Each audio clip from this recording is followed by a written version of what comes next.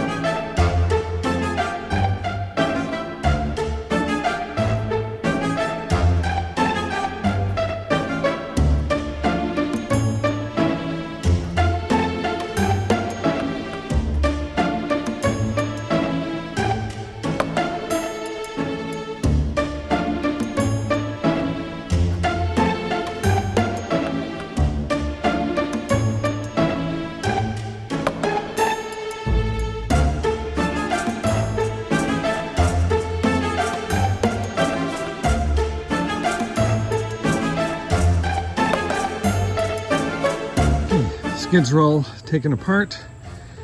That's the result of my labor. So it's 32 10-foot 2x4s and a whole bunch of 4-foot and 2x4s and 2x6s and a bucket and a half of nails.